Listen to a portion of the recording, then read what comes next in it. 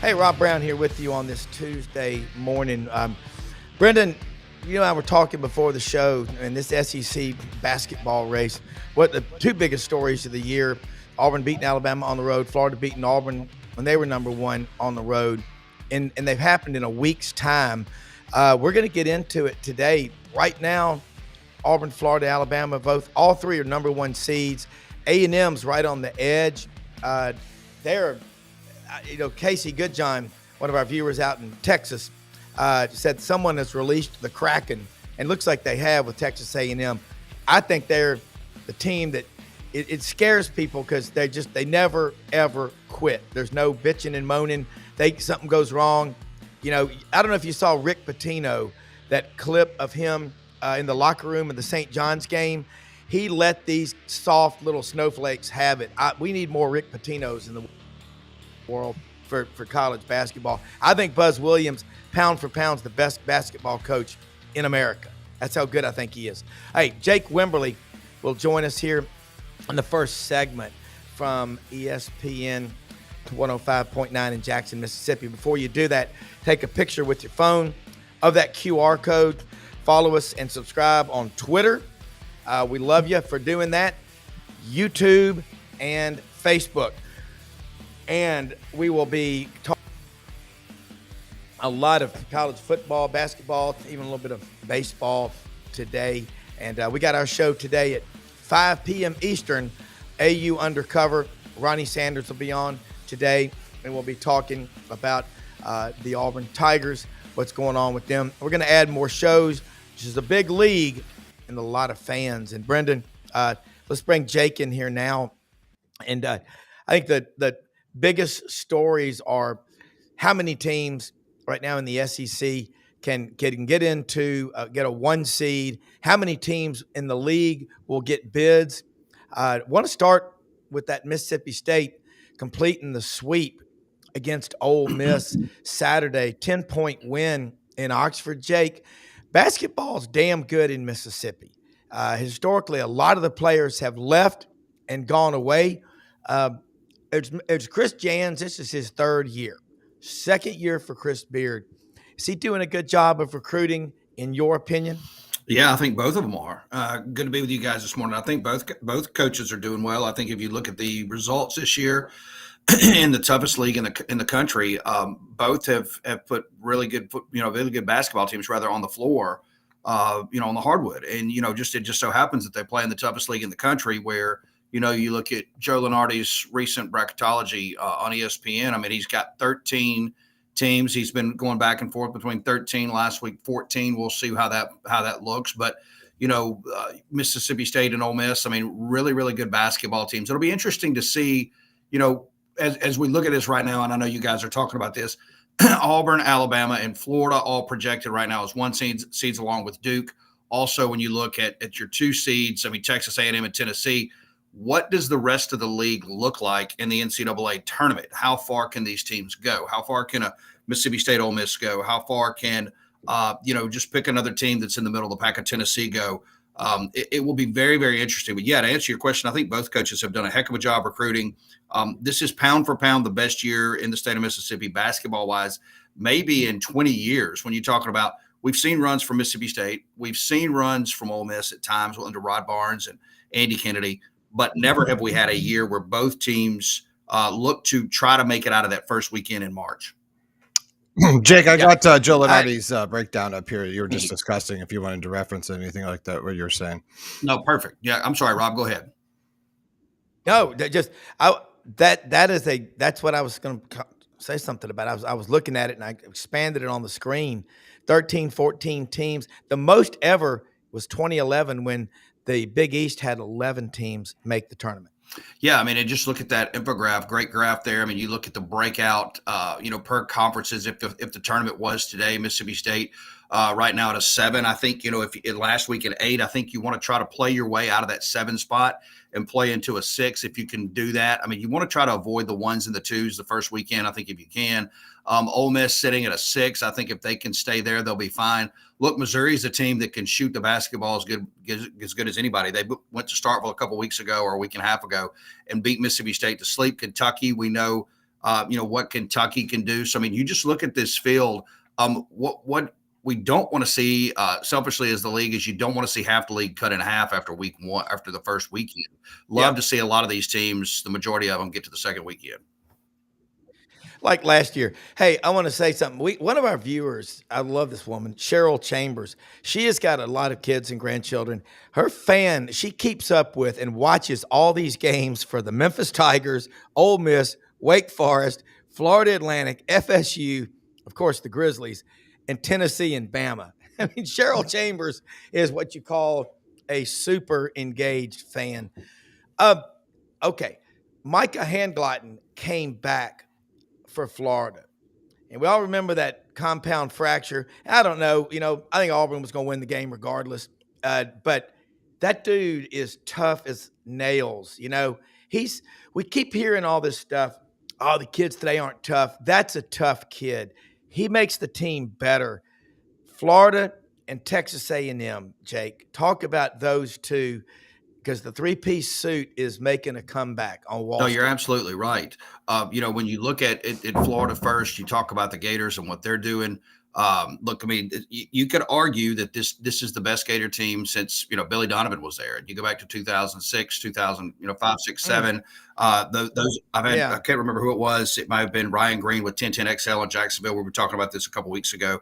You go back to those Florida teams with Billy Donovan and Joe Kim Noah, and I know Brendan and Rob, you guys remember those teams. They were fun basketball teams to watch. And then, of course, you go into Texas A&M.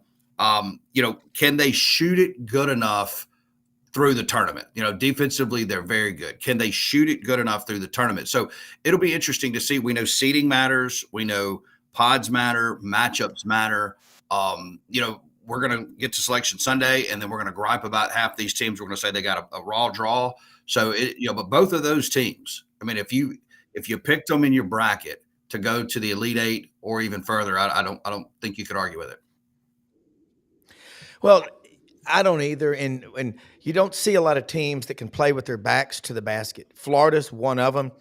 Now, with Handlogten back, that's 5 big guys. I think about Ole Miss's, biggest guy in the starting lineup is what, 6'6.5", 6'7". I was talking to Gordon Ford from Rebel Yell Hotline about that yesterday, and they're not really deep. Mississippi State, as long as you got Josh Hubbard, you have a chance in every single game. Jake, he's got to be one of the most valuable players in America on any team. Wouldn't you agree? Oh, absolutely. Look, Josh's a great guy. As a matter of fact, his father owns a business. I probably told you this. Literally in our building. He's 2-3 doors down. So I get a chance to talk to Jason, his father, a lot. Really good people, really good family. Josh is a guy that can play with anybody in the country. He's kind of been in a slump here. Did not play well. I think he was 3 of 13 over the weekend against Ole Miss. And State still won. So you need him to get that game back. You need him to be hot in the mouth. He's not going to wake up and surprise anybody. Everybody's game planning for him, but he makes Mississippi State better. He just has to have the rest of the team follow suit like they did in Oxford. Look, big matchup tonight against Texas A&M for Mississippi State. That would go a long way to jumping them out of that 7-8 spot into that 5-6 spot if they could get a win tonight. Yeah, and where did Chris Jans come from? Oh, gosh, Chris Jans, I would have to go back and look. Let's see. But he's a basketball. You can tell he's a gym rat. Just his teams are just vicious. They're competitive. I'm trying to find a hole in the league. New Mexico State. Look at Mark Byington. New Mexico State? Yeah, New Mexico State. Okay. Nightmares of Diego Pavia. Right. Help me, please. Lord, help me. But I'm trying to find a hole in the SEC where you're not seeing a good coach. Because even at a winless South Carolina, Lamont Paris last year had a pretty damn good team. There is no margin of error in men's SEC basketball, is there? No, it's not. Not this year. And, that's what the league wanted. I mean, you talk about Greg Sankey, you go back even further to him, the league's commitment to more than just Kentucky, right? Where the league said, hey, we want to be, the talking heads of the league said, we want to be more than just football. Yeah. Obviously, we're a football league. We're a great football league. We want to be more than a football league. And the commitment to basketball beyond Kentucky, to hire good coaches, to recruit great players, you're seeing that now across the league. Yeah, yeah. Hey, Buddy Martin's on here with us because there's a story that I got a text from him on right before we went on the air, and it could be a pretty big one. So, Buddy, what do you got, Lauren? Yeah, well, good morning to you. We got a problem with our electricity, Cal there, and the producer asked me to call you, get in with you. Good morning, Jake. How you doing? Morning, buddy. I haven't seen you in a while. Good to see you. How are you? Yeah, doing okay. I think there's a bit of good news here. I don't know for sure because it's so hard to interpolate what's going on today. But we don't know. We know when someone leaves and someone comes and goes. And the big story was the assistant coach who left Florida and went to Miami. And the bottom line is that was not a good thing ever. But he was kind of replaced. Not a tragedy, but the problem you're in danger of is that when you start getting guys like that doing it, they recruited players, they can pick them off, as we all know, right? Not a good thing. Mm-hmm. Will Harris was basically replaced, and the word on the street was, and he had said, gone online and said this, that he was in fact going to Miami. Well, guess who Florida plays again this year? Yeah. And so that was not a good thing. Otherwise, positive time for Florida football. And we just got the word today, although it's not official, but then what is official anymore? It's all rumors. He is going to the NFL instead. So this is a good thing for Billy if this happens this way. And again, we're dealing with rumors here. And Jake and Rob, today you can't ignore the rumors because they probably have more accuracy than most of the tweets that we get. So that was a pretty good story for Billy there. But the big story is there's a new player in town in Gainesville. His name is Dale Carnegie. Ask me who Dale Carnegie is. Okay? Well, he's a great motivational speaker, isn't he, I don't Jake? want to disrupt you and Jake in your conversation, but you're good. I was just on with Shane this morning, Shane Matthews, and I said, tell me who Dale Carnegie is. And, of course, most people know, but today most people don't know what happened 5 months ago. But most people know he is probably the single most, except for Norman Vincent Peale, power of positive thinking. By the way, my friend, Dr. Peale was my friend. He is the single most influential person because he wrote a book. I remember my mom talking about when I was a kid, How to Win Friends and Influence People. Now, I ask you both, Jake, you and Rob, what's wrong with college sports today? Jake, I'll let you answer What's that wrong one. with college sports You today? have to answer that. It would take you a half an hour to answer. I was going to take a couple of days. So here's what's good. Yeah. This basketball team in Florida is doing all the things that is the antidote to that problem. They're not worried about NIL deals. They're not worried about playing time. They dive for loose balls on the floor. They've got a bunch of 3 stars who make each other 4 stars. They have 10 players that can play. 10. They're the number 2 team in the nation. We all know what happened to them. They crunched by Tennessee, but they blew out Auburn, as you know. And this team doesn't even know how good it is. But here's the important thing. It doesn't matter because the goodwill they're creating, this is what we want out of our college athletes. Give us what you got. Play hard. Don't ask about money. You'll get money. And they got some terrific players and fun guys to watch. I think they have the 2 best 6 men in the country. And I love Denzel Aberdeen. First, if you don't love his name, you're crazy. And then Condon is an amazing player. And Hoff is probably the next 6 man in the country. And he hadn't been started, but when he gets in a game now, it's the thing we need from our college athletes, Jake. We need them to give us something back. And they're beloved at a time when college football players are being hated because it's gimme, right? So that's a good message for a change. It is. Jake, expand on what Buddy just said and kind of give you the Mississippi State, Ole Miss angle. But I mean, we need to hear more about that because I'll tell you, those kids on the Auburn team, I give me more Dylan Cardwells, guys like Yeah. that. I mean, Chad Baker Mazara drives me a little bit Yeah, me crazy too. because I think he's just like flypaper. He gets people, the refs look at him and got to be careful. But Jake, what about that dog team? Yeah, I mean, Buddy's right. I mean, we got to have more of that. Unfortunately, I don't know that you can find that a whole lot, right? And I don't know that I can find that in Mississippi. I mean, when you look, I'm not saying the guys are all playing for money and playing for NIL and things of that nature, but you take Mississippi State and Ole Miss. I mean, for instance, some of the gripe over the last few weeks outside of Mississippi State getting the win over Ole Miss on Saturday was, hey, this team is not playing together. This team, for whatever reason, can't put it together. And you wonder, a lot of times with some of these teams, you pay this, and that's the double-edged sword here. You pay all this money for these guys, and we know basketball is a very extremely expensive sport relative to even football. But you pay all this money for these rosters, and then it doesn't produce. It's frustrating for fan bases. So, but I mean, look, again, like we were talking about, Rob, earlier, I mean, I think you've got to credit Chris Jans and you've got to credit, Chris Beard for what they've been able to do. They've built good rosters. Yeah. They're not Florida. They're not Alabama. They're not Auburn, but they're teams that will make the tournament, and we'll see how far they go in it.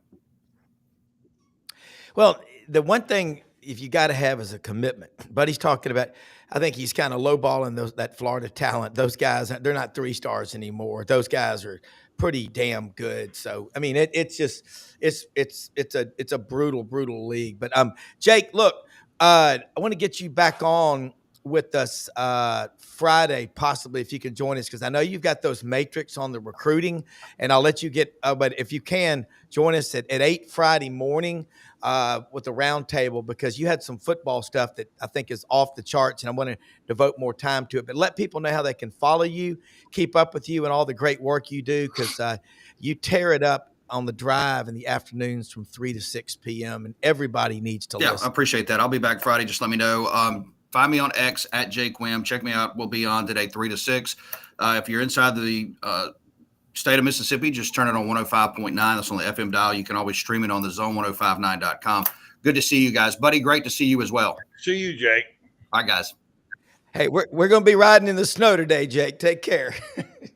Hey, Jacques Doucet from WAFB Channel 9, 2-time, maybe 3-time Louisiana Sportscaster of the Year award winner. One of the best in the business out of Lafayette, about an hour west of Baton Rouge. So you got to grow up probably watching Channel 9, but man, you have one of the best sets of anybody. Buddy Martin is on here now. We had Brendan. Now Buddy's on with us down in Ocala. But Jacques, covering LSU, man, Buddy talks about back in the day, Florida had more writers covering the Gators than anybody. Nobody has a contingent like LSU baseball does, 35 or 40 media people at every event. Football's huge. Basketball got a win on the road at Oklahoma the other day. But kind of they're great in gymnastics too. Yeah, really good gymnastics. And Paul Skeens for the Pittsburgh Pirates is kind of just give us an LSU, because Tanner Stein, Jared Montague, Pierre Landash, I got a lot of LSU guys watching you. They know you. They've grown up in Baton Rouge. Well, first off, Buddy mentioned Shane Matthews. That's one of my first memories watching football growing up. LSU had Tommy Hodgson in the late 80s, who I think was Tommy Hodgson. Loved him. Yeah, who I think was the SEC's all-time leading passer, Buddy. Yep. And then Shane Matthews stepped right in and quickly broke that record with Steve Spurrier. Shane Matthews, number 9, right? Still got it. Yeah, for the Gators. So good to be on with you and Rob this morning. But yeah, it's a crazy time of year. So LSU gymnastics, they just hosted number 1 Oklahoma on Friday night, won the meet. And, we could spend an hour trying to explain how gymnastics rankings work and all that, because you beat the number 1 team in the country, yet you drop in the rankings from 2 to 3. They've got a new system with scoring, and they throw out the highest score that you've recorded that year, and you've got to factor in 3 road scores, and it's just funky stuff, So confused. Yeah. I mean, it's football. If you're number 2 and beat number 1, you're gonna swap spots, right? I mean, it's that easy. But Yeah. gymnastics is weird. You don't play defense. I mean, you're doing your thing, they're doing their thing, and so. But yeah, LSU baseball, had an easy sweep over Purdue Fort Wayne, and today LSU hosts their friends from across town, the Southern Jaguars, great HBCU college we cover here. School. And Jay Johnson has adopted the early in the season, February home games. We're going to play them in the daytime. So I guess to stay in the warmer weather and avoid the chill of the nighttime, although it's going to be pretty chilly here on Wednesday night. LSU is going to go to Nichols, and I think it's going to be down in the 30s or worse. So that's going on. LSU basketball is going to go for 2-game winning streak. I heard you were just talking about South Carolina. They're winless in the league, but Matt McMahon says they've had at least 6 games that went down to the final possession. So you could say that they're due to an extent. LSU just pulled off kind of a miraculous win on the road at Oklahoma. They were down by 5 points with 24 seconds left, and Cam Carter scored 7 points. He had a 4-point play and a 3-point play as LSU stole a game at the Sooners. So the big story yesterday with LSU men's basketball is apparently they're going to be investing more NIL money into the team in the offseason to build a better roster. Can't win the Kentucky Derby on a donkey, right? Jimbo Fisher always says Jimmy's and Joe's, not X's and O's.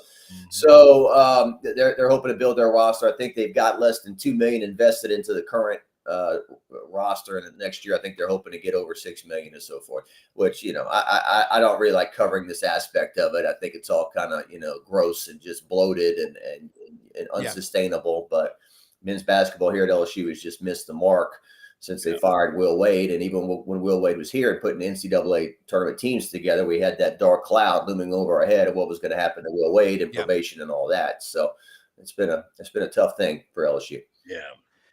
Well, Brendan and I have made this a sanctuary show. We try to talk as little now about NIL and the portal as possible. And I totally agree with you because it is bullshit. And, you sit there and I want to talk about the games. And that's what I love, what you do and Buddy does. We all do.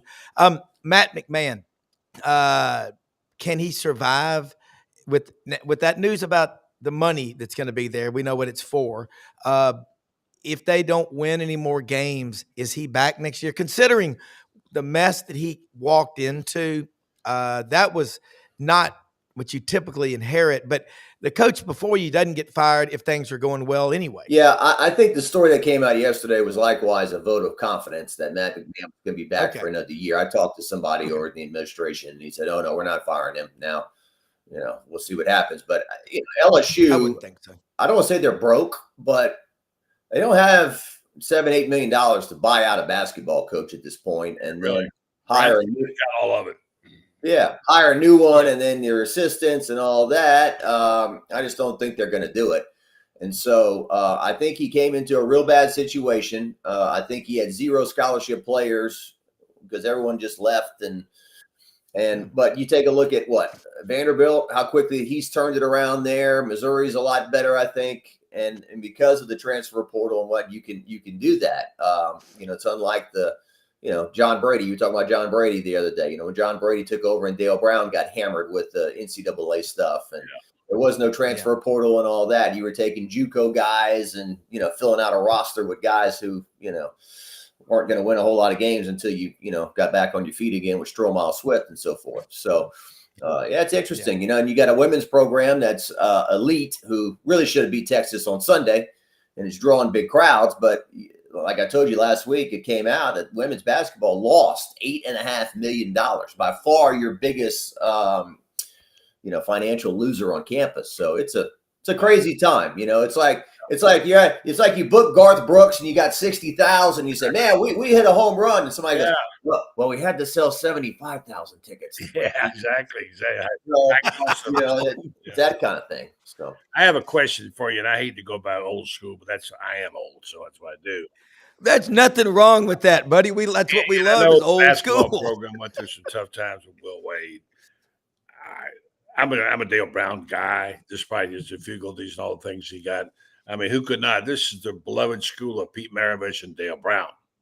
And I'm going to give you a name that probably, Jock, you might not even, you probably know, maybe you don't. Jim Corbett. Yeah, Jim. Oh, I know Jim.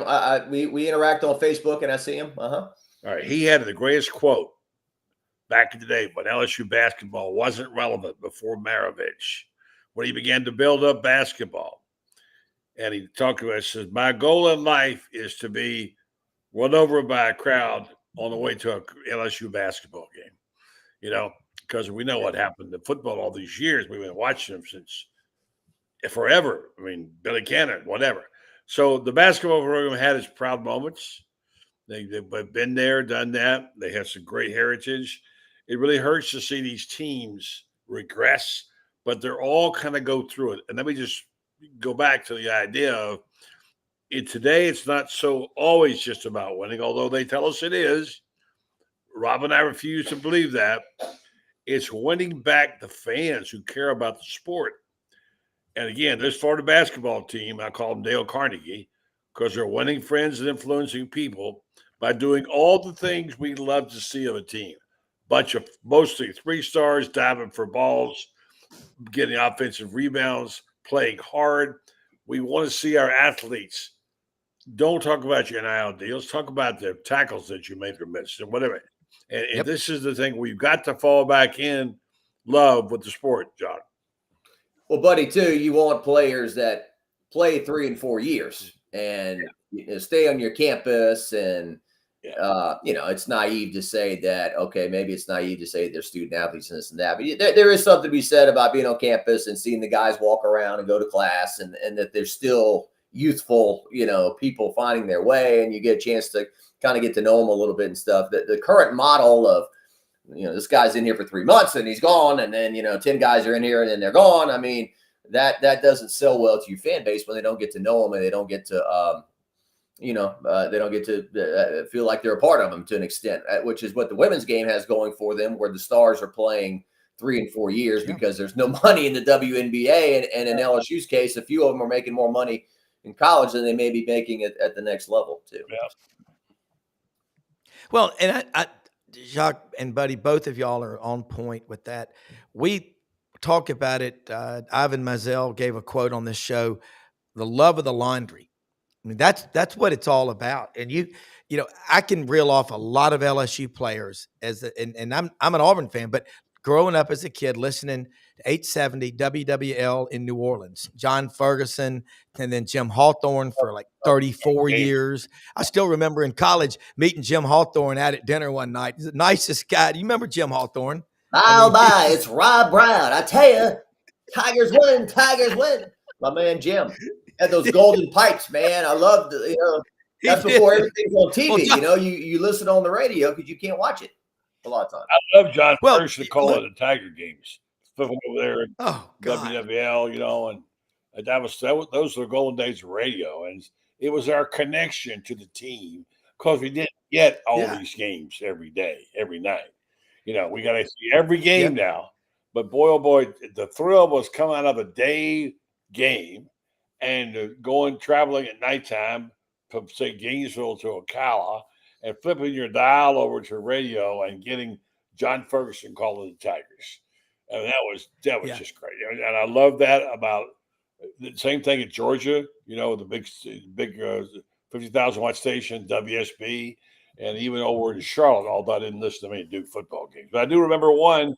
I remember my first time I was in New York living there trying to get the Gator football game somewhere on the network and couldn't get it. And by golly, WBT had the Duke Florida game on. I was up there in the rain standing out in New York with my radio listening to that game. It was one time I really loved WBT. Yeah, and Jacques, that's what we love. And then also been able to watch like streaming local TV. There's just something about somebody that's in the room versus someone that's 40,000 feet above. What you do as a local sports director, 24 years in now, Jacques, it doesn't seem, I don't want to say be stupid, but it's not really work. It's a passion, isn't it? Yeah, it's, I remember my first job out of college. I was working in Alexandria. That was in 1999. And my salary was $16,000 a year. My second year was $16,700. And then when I got hired to come to Channel 9 in 2001, I'm getting paid to go to LSU sporting events and practices for $25,000 a year. I couldn't have been happier. Wow, heaven, yeah. Yeah. I was the happiest guy on the face of the earth. Are you kidding me? So, I mean, every day you don't know what's going to happen. Especially this time of year. I mean, we've got so much going on at the same time. It keeps you busy. It keeps you relevant. And, Baton Rouge is a special place. You might go to the gas station and bump into Tyrann Mathieu, or, go to walk-ons and see Patrick Peterson or Andrew Whitworth or whatever. I mean, it's they come back and they visit. And the other day we were at LSU football ops. I'm walking in and there's the CBS broadcasting legend James Brown. He's just standing there. He's doing a thing in town last week before the Super Bowl, and that's the way it is here. It's just I think it's really cool that, for example, Keith Hornsby played basketball at LSU. I've had a chance to meet his dad, Bruce. That's just the way it is, Wow. and visit with him and talk to him about, man, your song, when I was growing up, it's that kind of stuff that's always going on around here.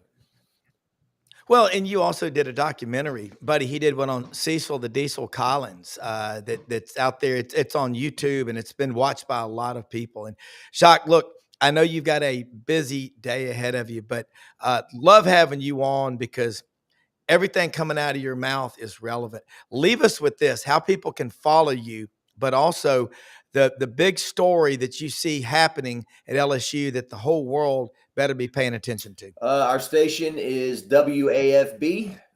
Just think Air Force Base. WAFB.com. My Twitter got hacked. I'm using a new one right at the moment. Just look me up as my name is spelled there, Jacques Doucet New. And, we've got baseball today. We've got softball teams off to a 10-0 start. Just got a lot of stuff going on here in Baton Rouge. Go to our YouTube page as well. I do interviews with LSU people all the time. Just did one with Miracle Shepherd from the women's basketball team. Supposed to do one with LSU softball tomorrow and LSU baseball and so forth, moving into the spring months here. So, check us out. If you're an LSU fan, we've always got stuff going up for you. John, don't go yet. I got to get one in real quick. I know you're in a hurry, but I got to get this in because I had a I'm not in a hurry. It's all good. Yeah, because it's important. We had a long conversation last night, Shane and I and Franz Beard and Kevin Brockway, the son, about Brian Kelly. And whether he's the real deal. Is LSU getting their money's worth? I don't know what's going on there. I know there's one very well-known person that from LSU that wouldn't tell you publicly, but would tell you privately. He's a pain in the you-know-what, and they don't like him. Now, I don't care if a guy's liked or not, really, because that's not important. What's important, basically, is can he win or not? We went over game by game and a schedule. And I'm sure you've done this and probably do it 10 more times. We broke it down, and Shane is kind of likes Brian Kelly as a coach, not necessarily as a person. And he said, he thinks he'll win 9-10 games. I said, show me. We went over the schedule, and there's a possibility they could lose 3 of their first 5 games or 6 games. And so I'm asking you, he's getting what, $11 million now, whatever it is. How do people at Baton Rouge feel about Brian Kelly? And will, in fact, he survive this? Well, they've been good. They haven't been great. If you look at his first 3 years, it's pretty much identical to Jerry Donato's first 3 years at LSU when Jerry Donato was, they loved him because they were coming out of 6 straight losing seasons. And they were paying Jerry Donato $10 million a year. And I don't think LSU's gotten $10 million a year out of Brian Kelly. Now, at the same time, is his NIL support and all that as good as it should be? I don't think, from what I hear, Brian Kelly is what you would call a grinder. I don't think he is a 14-hour-a-day, 12-hour-a-day guy. I think he goes there, and when he goes there, he expects to get his work in and get out. I think he puts, a lot on the assistants to do a lot of the work for him, which is fine. Those guys get paid a lot of money too. He is not a Southern personality. He is not Ed Ogeron. in terms of, his coaching show, signing autographs and taking pictures with people and stuff. He does that to an extent, but not a ton. And so he's not really a guy who's going to be warm and fuzzy with the fans. And I don't think he goes around speaking to fans in the state. And they used to do something called a Tiger Tour. They don't do that anymore. Nick Saban came down here and he was like, pushed people around a bit and made them uncomfortable. And nobody cared that he was a Yankee because he won big and he set the program up for years of success. So I don't know if it's a do or die situation, buddy, for Brian Kelly, in terms of he will be in year 4 of a 10-year contract that is 90% guaranteed. So how much pressure is on Brian Kelly to succeed, where it's like, okay, well, it didn't work out. All right, give me my, whatever's left, 50, 60 million. And LSU is not Texas A&M. I don't see them doing something like that, like they did with Jimbo. So I hear things about, maybe he's not all that happy here and they're not all that happy with him and blah, blah, blah. And fans are still daydreaming about 2019 and Joe Burrow and Jamar Chase and Justin Jefferson and the greatest team of all time. And, we want that back. But I think this year, the way that they have attacked the portal and the way they've recruited and the coaching staff he has put together, I think this year they have got to make the playoff and they have got to be relevant. And if they're not, the grumbling will reach a very high level because, like I said, $10 million a year. And we thought, okay, this guy won pretty big at Notre Dame. Although, you're playing a lot of Wake Forest and this and that, you're not, he thought, oh, wow, first year Arkansas wasn't very good and they almost beat us. I mean, that's SEC. So, that first game, they're playing Clemson, right out of the box on the road. Yeah. And, it's funny, whatever you do, and the fans want the opposite for years. It was like, well, we don't want to play UL Monroe first game. We want to play big games, Well, they've lost all. They lost 5 season openers in a row. Now it's like, well, we need to play a week 0 game. We need to play Nichols first game instead of Clemson because it is being perceived as an unnecessary risk now to play a non-conference game of that magnitude when 3 lost teams are getting into this 12-team playoff. So I rambled a lot there, buddy, but thank you for the answer. Next time we'll get into more details about Kelly in terms of him leaving Notre Dame and saying you can't win the national championship here and all that. But anyway, I digress. Thank you for answering my question. Appreciate it. No problem. Well, that was a great answer, and I appreciate your honesty on it. I mean, just telling people where it is, but let's get into it more next week because spring practice starts when at LSU? March 8th is the first day of practice. So, 3 weeks, something like that? Yeah. It will be here before we know it, man. All right. Hey, thank you. Have a great day. We'll talk to you next week. All right, guys. Thank you. Appreciate it. You bet. Love it. Before we go to Rodney Orr, Tider Insider, let me say something about one of our sponsors, Winter Timber Outdoors in Athens, Alabama, up on the top of the state, right next to Huntsville, right near Town Creek. I went through Town Creek, and Rodney knows that Alabama's had a few players out of there, Terrence Lynch, Pierre Good, Kerry Good, Antonio Langham, who the pick 6 in the game in '92. Wait. I'll be bringing that up now. I'll be bringing it up. Yeah. That was that. I mean, but that town, there is something in the water. But Winter Timber Outdoors in Athens, Alabama is open every day of the week. And all the shooting sports, people, turkey season is upon us. They've got your turkey loads, turkey guns, anything you're looking for, over 2,000 shotguns, rifles, and handguns in the store. All the gear, Sitka, Duck Camp, Dixie decoys, and all those cool camo patterns for turkey hunting. And as any turkey hunter will tell you, turkey hunting is like chasing a ghost in the wind. They're tough, but you can get geared up at Winter Timber Outdoors, growing all over the footprint of the Southeastern Conference, building a store in Auburn now. They're looking in Athens, Georgia, to open Fayetteville, and something announced soon in the Memphis market, possibly Collierville. We'll be hearing about it. Winter Timber Outdoors, open every day of the week. Let them know you heard about them on Sidelines. Rodney Orr, Tider Insider. Rodney, Buddy Martin's on with us right now. We lost Brendan. Pterodactyl grabbed him.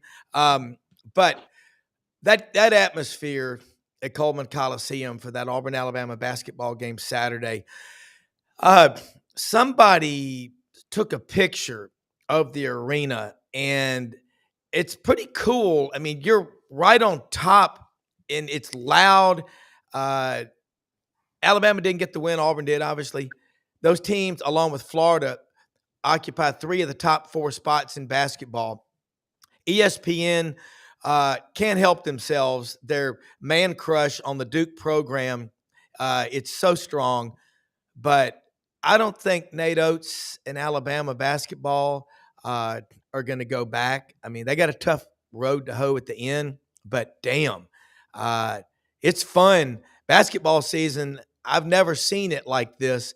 Every weekend, it's getting like a football Saturday. I mean, not in terms of the crowds, but the interest. You're starting to plan your day around it. Tighter Insider, folks, it's only $48 a year. Rodney, you cover it better than anybody. And even Sister Janine, who was there famously with Loyola a few years ago in Chicago, and her cousin Mildred are excited about this. Mildred, I think, is pushing 107 as well. Well, no, I mean, I think obviously we expected to have that kind of atmosphere, last week when we spoke, that it was going to be an all-timer here in Tuscaloosa. And it was. There was a lot of hype about the game. But really, just a quick analysis without going too deep. No use to do that. You got to move on. But, Auburn dominated from the opening tip, honestly. I mean, they took control. You got to hand it to Bruce Pearl. He had his team ready. They played to the moment, and Alabama did not. Alabama seemed tentative. They seemed uncertain. They didn't play with the confidence that they've played with. And again, you credit Auburn for what they did defensively. I think, they defended Alabama really hard, especially at the 3-point line. So, you got to give them credit. They're big players. They stepped up. They made shots. Alabama really didn't. I know Alabama came back from a significant deficit to tie the game at 65, but Auburn answered every time. So it was a great, atmosphere. It was a great hyped up game, I guess you could say, 1 versus 2, actually 1 versus 1, right? Because Alabama was 1 in another poll. But you know what? It is what it is. And like you said, just the week before, Florida kind of went into Auburn and dominated them, right? Yeah, absolutely. So it's the SEC, and it's going to be interesting to see can Alabama and Nate Oates is really good about this, kind of, picking the team up off the mat. Well, and buddy, here we are. Look in the polls. And when was the last time this happened? The last time we had a February 30th. I mean, the top 3: Auburn, Florida, and Alabama at number 4, and Duke at number 3. Yeah. I mean, does the gravity of this situation set in, buddy? I mean, it's kind of like somebody slapped me. Is this really happening, buddy? Yeah, we obviously watch with interest in that 1 versus 2. They just don't get that. Never happened before. No. Here's a great stat for you. Now, I'm assuming these are accurate, and Rodney, you can tell me if this has been updated. Last night, someone hit me up with a trivia question saying these 2 coaches, meaning Pearl and Nate, have met 11 times. 11. I think this is after the game. And guess who came out on top and who leads the series? Nate Oates, 6-5. Mm-hmm. You spoiled it, man. Well, Kevin Skarbinski told us on Friday. Oh, okay. Well, Sorry, I know. Maybe that's where I heard it. But yeah, nobody got it right on my show last night. Nobody.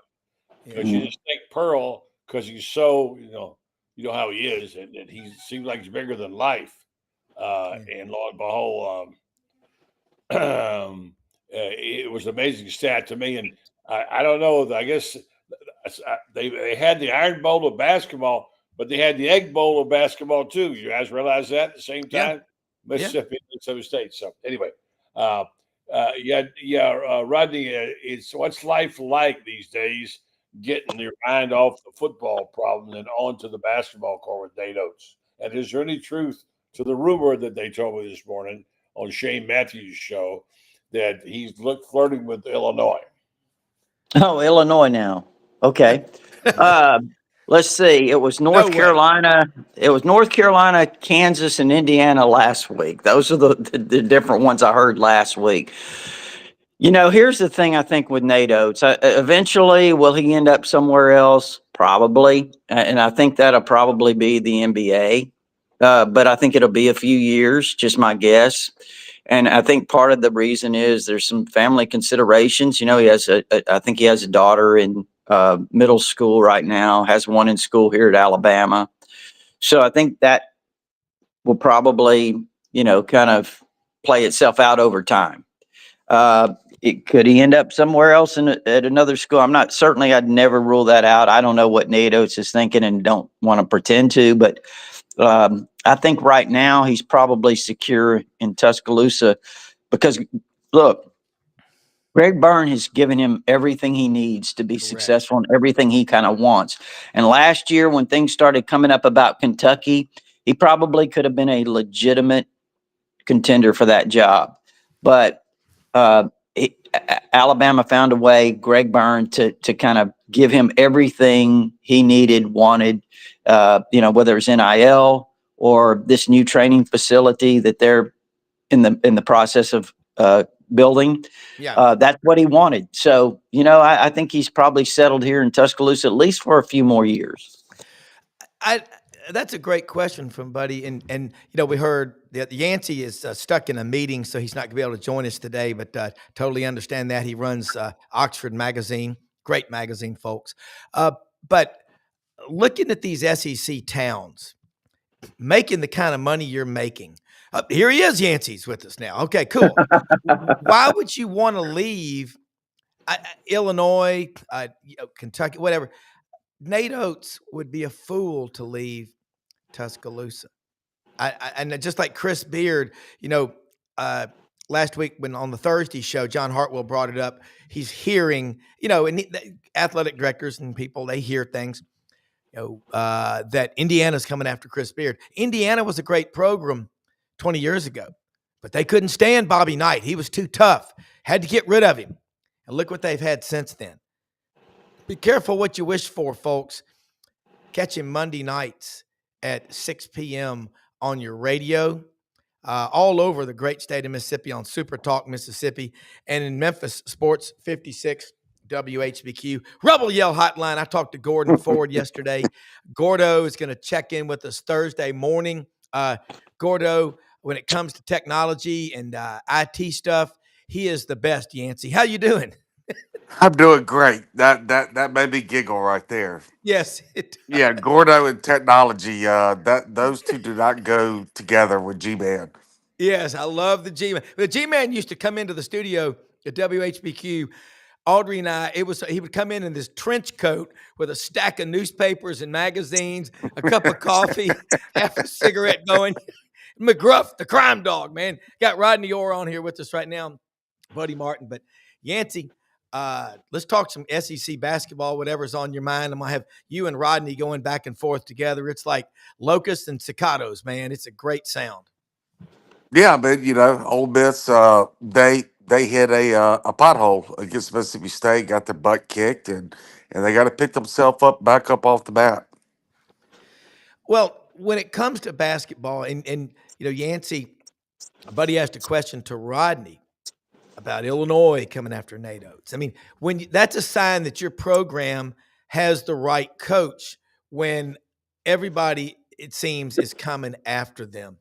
How good is this SEC basketball now to just your Tuesdays, your Wednesdays, your Saturdays, throw in the women's games. You got stuff to watch. You don't have to watch reruns of Leave It to Beaver as much anymore. Yeah, look, I've gotten into the women's basketball just as much as the men's. It's a great product, but as far as Nate Oates, he's got about as much chance of going to Illinois as Beard does to Indiana. Neither are going anywhere. So I mean, it's fun. It's fun for the message board fodder, and I'm sure the Illinois fans and the Indiana fans are getting a kick out of it. But neither one of those are taking a step down. Yeah, they're not. And folks, let me say something real quick too. Rodney, you get to cover Alabama and only $48 a year, people, for Tighter Insider. The fan forums. What were the forums, and what are the forums like right now with the way college basketball is playing out in Tuscaloosa?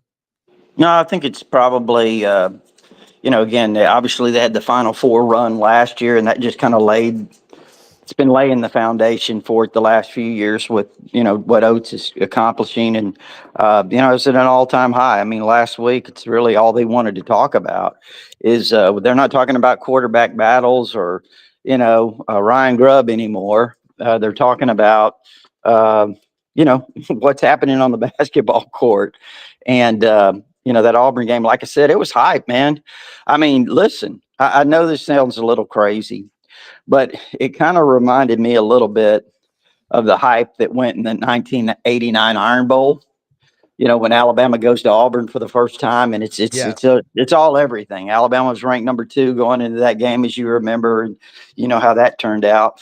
But it kind of reminded me just that, because that's all anybody wanted to talk about. I mean, you had students sleeping outside, camping outside the night before, or whatever, a couple nights before. Some people, it was just crazy. I don't know that I've ever seen anything quite like it here in Tuscaloosa for a basketball game. Yeah. Yancey, look at that arena. Coleman, in today's world, is a mammoth, 14,500. The Sandy and John Black Pavilion at Ole Miss, 9,300, 9,500, something like that. They're packing them in every game. Right at 10,000. Crazy, isn't it? Yeah, it is. But basketball's so popular now throughout the SEC. Everywhere you go, it's great crowds. You got a few huge arenas: Tennessee, Kentucky, South Carolina. Then you've got Alabama, kind of that mid-teens. But most of these arenas now that are newer, more modern, they're going to be in that 10,000 range, and it's all about the acoustics and being fan friendly for the seats. And Auburn and Ole Miss are the same way. Even when you're in a restroom or walking out, you're in line to get a coat, you can watch the ball game at the same time. So it's all built around being fan friendly. It really is. All right, let's flip gears and talk about a sport that's near and dear to all of our hearts. Rodney, the popularity of the bowling team in Tuscaloosa. No, let's talk some football. Kalen DeBoer, starting his second year, he's going to have a different quarterback. Nobody's done a better job of being telepathically right about the quarterback situation at Alabama than you. You really have. You've talked about it, said this is what people might think, but this is what's likely to happen. Let's talk about the kid from Martin, Westview, Tennessee. Let's talk about it and get your thoughts about Ty Simpson. He's got a younger brother who's coming up as well. But before you do it, let me say something about Landers Ford. Memphis.com, open Monday through Saturday, 7 a.m. to 7 p.m. Bottom line, ask for Brad Bellamy, the general manager. They'll get you taken care of. Service department open every day of the week. When you go there, QR codes are missing today, but we'll have those tomorrow. Let them know you heard about them on Sidelines, and they will provide round-trip transportation if you've got to get your vehicle worked on. Love these people out there. Kenny Myers is out there. Look what they did recently at Christian Brothers High School, Landers Field, Tom Nix Stadium. That was Coach Nix. We love that man. Rest his soul. Won the Bronze Star in the Marine Corps from his fighting at Okinawa.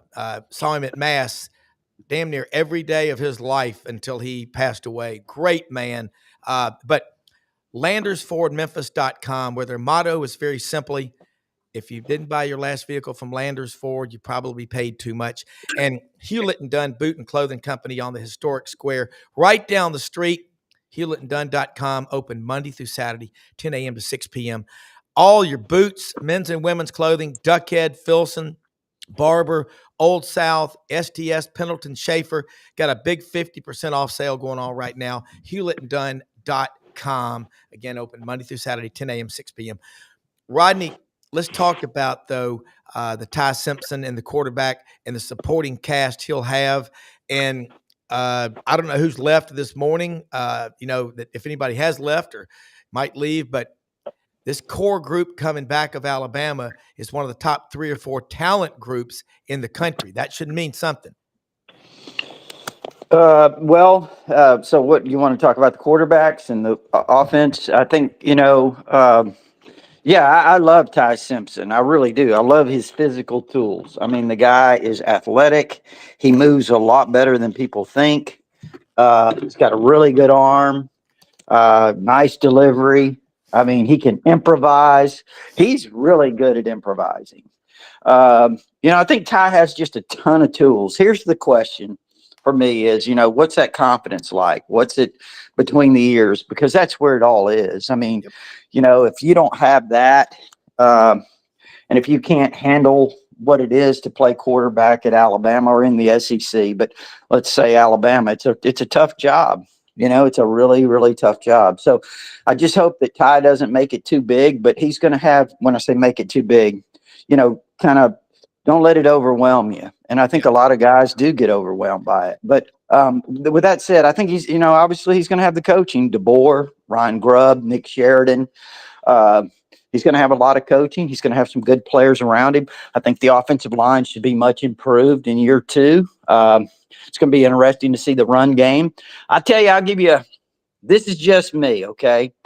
I know they got Jam Miller coming back. I know they've got Richard Young coming back, and those are good players. I'm really going to be interested. I'm not going to go too far on this, but there's a kid they transferred in from Louisiana, UL, University of Louisiana. Kid named Draylon Washington, a running back. He's about 5'9", 220, and can scoot. Got quick feet. I mean, I really like him. I'm going to see that name may be something to keep an eye on next year.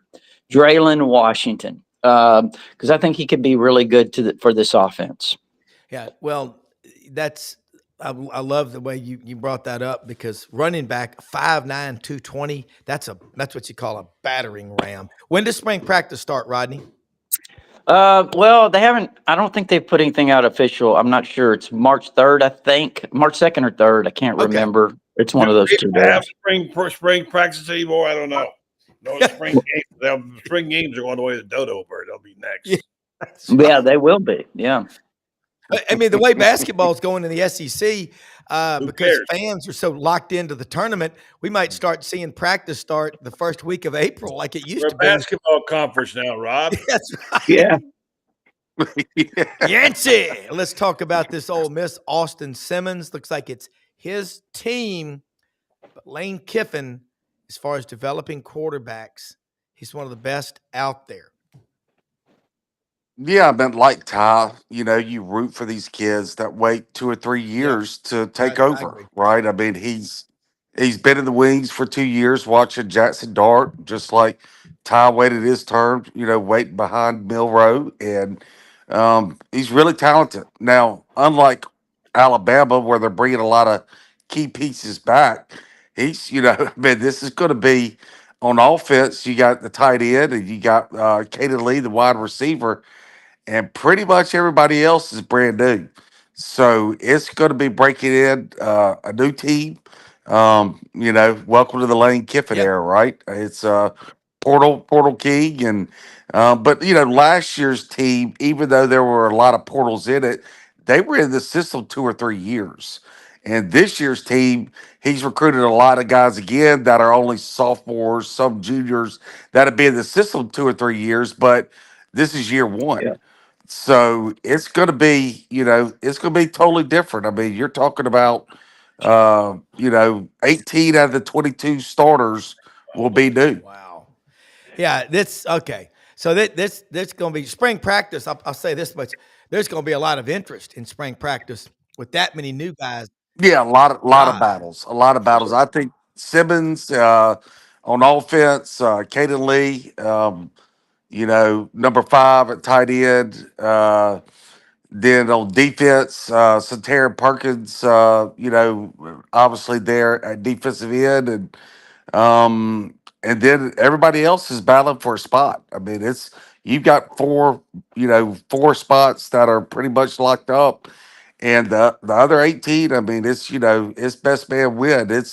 I believe there's a total of 48 new scholarship players in the spring roster, out of 85. So I mean, you do the numbers. It's gonna be interesting Like a for pledge sure. class. I mean, that's a lot. That's a lot of new guys, man. I mean, 48. Rodney, again, tell them how they can follow you. I know we can catch Yancey Rebel Yell Hotline Monday nights at 6 p.m. And Yancey, do you do much? I know you've got an X handle. Let people know that, and then I'll let Rodney do it, and I'll let y'all go, and we'll do it again next week. And Brendan will be back with us, but and then Buddy and I will close out with some comments. But Yancey, what's your Twitter handle? Just at Yancey Porter. Very simple. I like that. My dad could figure that one out. All right, Rodney. Yeah, titerinsider.com. It's only $48 a year if you're an Alabama fan. You can get instant access with credit card if you prefer. There is an address there to send a check.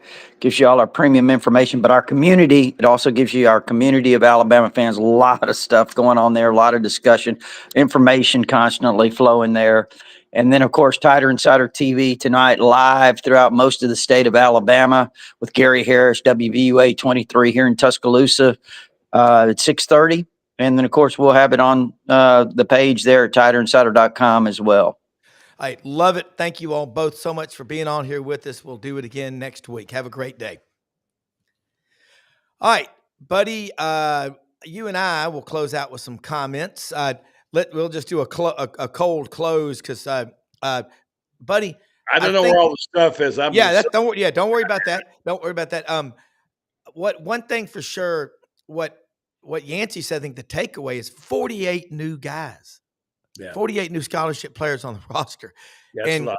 But turnover everywhere you're going to go. Think about it. How many graduated? How many you have coming in the signing class? And how about the transfer portal? Yeah. There's a lot of churns out there everywhere. Everybody's doing 28, 30, 32, 35. It's not a low number. And so, and some of them, by the way, they want to change. The coaches want them to leave. Yeah. Yeah. So it's hard to really tell which one's got asked to leave, or which one just, who got a better deal. It's hard to tell. Well, Buddy, you hit on the truth right there. Jackie Sherrill said on this show a few times, and we all remember this. I mean, in full transparency, at the end of the year, you go in there and you meet with your position coaches, maybe the head coach, and they talk about where you fit on the depth chart. And if you're fifth or sixth, I mean, they're going to try to say, look, I can call a friend at this school, maybe a 1AA, Division II, Division III, whatever, and you play there. There's a lot of that goes on. I mean, and guys are asked to move on.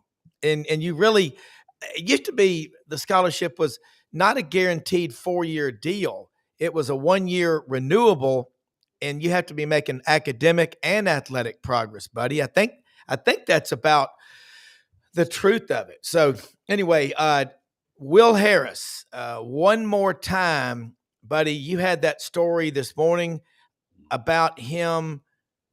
I think that's good news for the Gators that he does go to the NFL, because you just hate, especially Florida. I know y'all hate losing somebody to the folks in Dade County. Yeah, and I don't even know. And Shane tells me he didn't think the guy was going to play that much, but who knows? We know so little about these guys. They come and go. They never make it. Will Harris was on the roster on the website for Miami for 10 minutes, and then he's gone and got a better deal at the NFL. Now, keep this in mind, and Shane Matthews keeps telling me this. Yeah. This is the NFL season for hiring coaches.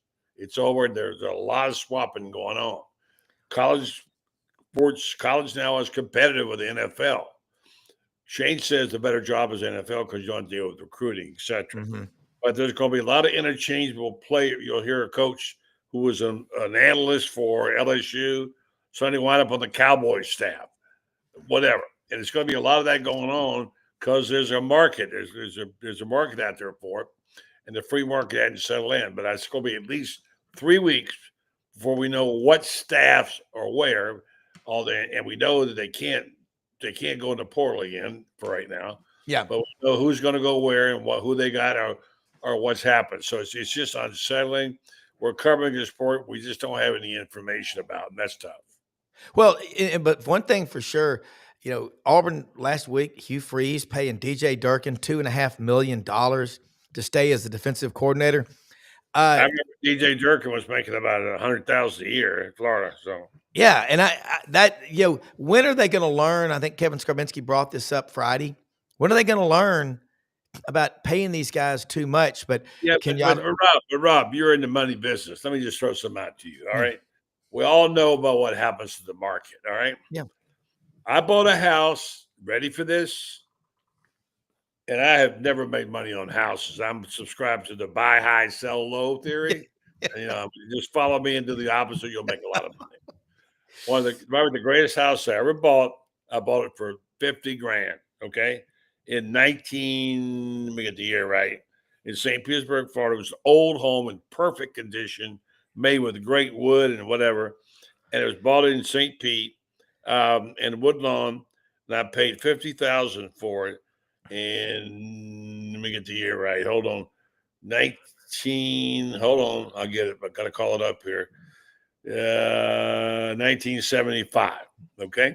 Yeah. It's a long time ago. I get it. Okay. Now, that was just a really nice old house, really, and well kept. So I have a friend who's a realtor, and this is not even the nicest part of St. Pete, okay, who came to my wedding, and she told me, buddy, do you have any idea how much that house is worth today? $50,000, Rob. How much you think it's worth today? $2 million. $1.2 million. Wow. $1.2 million, and I was shocked because I sold it for $120. I thought I did really well. Well, you built it. You bought it for $50. It's worth 1.2. That's a 2,400% increase. That is good numbers. I'm not, but hell of an ROI. Yeah. Well, I mean, we had a house my dad built in '74. He's an architect, and it is on the market right now in Memphis for 11 times what he built it for. And it is all things are relative. Right now, is it 10 or 11 times so much? If you made $100,000, how much you're supposed to make today? I don't get that. Yeah, it's the numbers that 11x, 10x, whatever, it's a big deal. Buddy, got the Buddy Martin show tonight. I'll be on with Brendan and Lauren. Yeah. Hopefully we got snow coming in here to Memphis tonight. Yeah, you better bundle up there in the cherry farm, dude. Oh yeah. Well, I got to go to Memphis and then come back and make sure that bridge doesn't. The Mississippi River Bridge freezes up fast. But I'll tell you, what tires do you have? Do you ever have spikes? I've got the all-terrain tires on my Ford F-150, four-wheel drive, and two toe straps. Yeah, I'll be like a tank. Yeah, I got two shovels in there, survival, but I will say this, the Buddy Martin show tonight at 9 p.m. Eastern. We got AU Undercover today at 5 p.m. Eastern. I'll be on with Ronnie Sanders talking about the Tigers. And let me tell you, hope Brendan's okay. Everything. He thinks he's going to be fine. He's getting some people out to look at his power right now and take care of that. Of course, he has a broken phone. Anyway, he should be fine.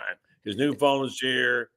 Calamity is going to be fixed. Buddy, you'll love this. I was one time during the show, I put my phone on the tailgate of my truck, and I was in a rush to go somewhere, and I closed it, crunch. And then, it's in FedEx. Thank God for FedEx. Look, thanks, everybody, for watching.